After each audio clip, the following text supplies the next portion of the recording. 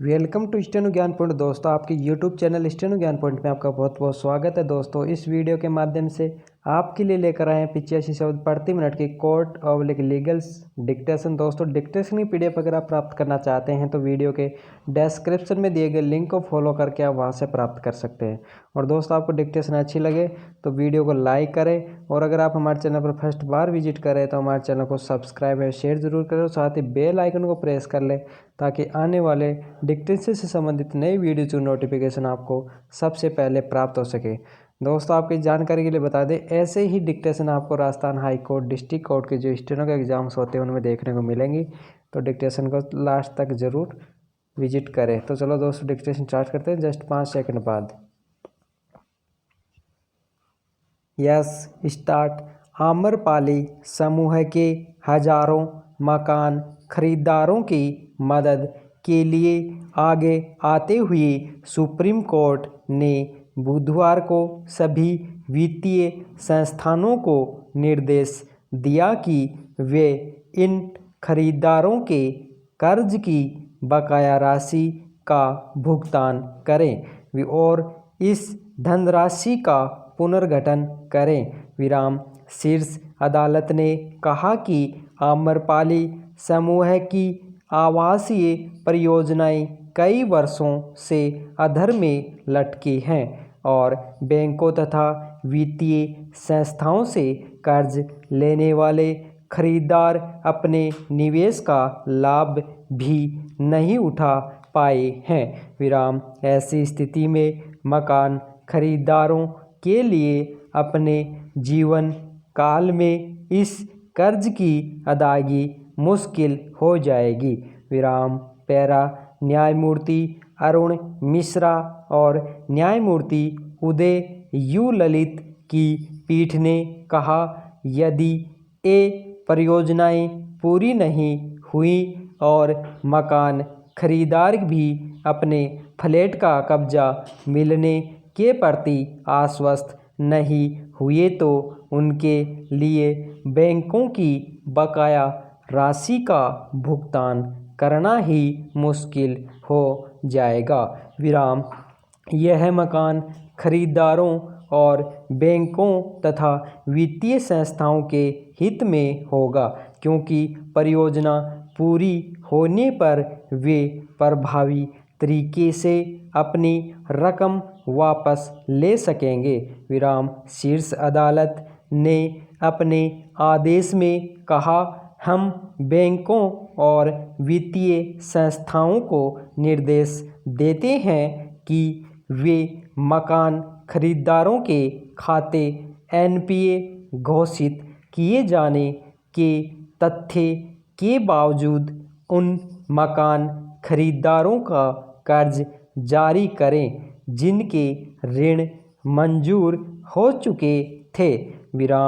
कर्ज की राशि का पुनर्गठन किया जाए।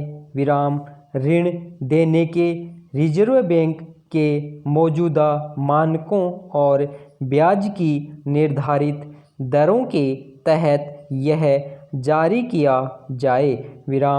पीठ ने कहा कि इस मामले के विचित्र तथ्यों और परिस्थितियों के मद्देनज़र यह कर्ज रिजर्व बैंक द्वारा निर्धारित वर्तमान ब्याज दर के आधार पर दिया जाए और इसका दीर्घकालीन पुनर्गठन किया जाए ताकि निर्माण पूरा हो सके व खरीदार कर्ज चुका सकें।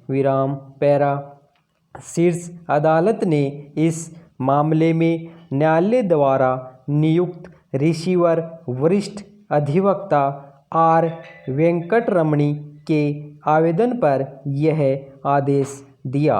न्यायालय ने हजारों मकान खरीदारों की करोड़ों रुपये की रकम हड़पने वाले आम्रपाली समूह का पंजीकरण पिछले साल रद्द करने के बाद वरिष्ठ अधिवक्ता वेंकटरमणी को इस संपत्ति का संरक्षक नियुक्त किया था।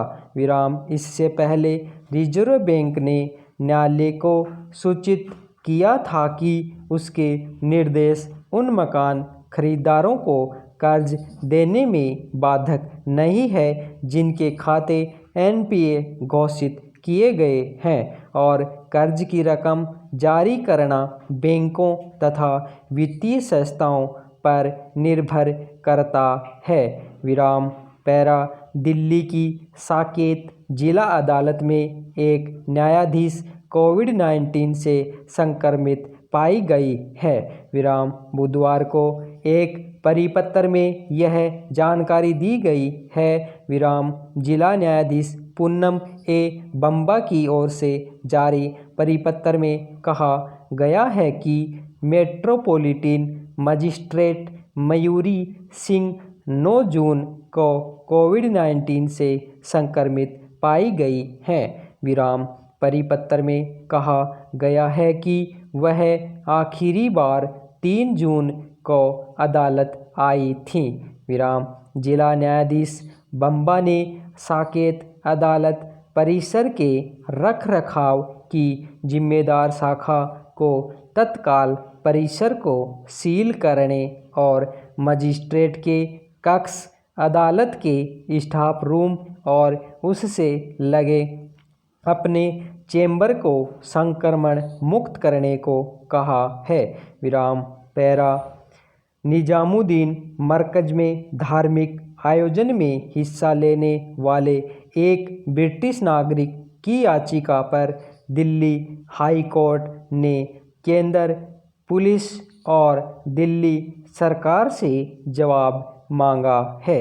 विराम याचिका में ब्रिटिश नागरिक ने अपने खिलाफ जारी लुकआउट नोटिस और आरोप पत्र को खारिज किए जाने का अनुरोध किया है।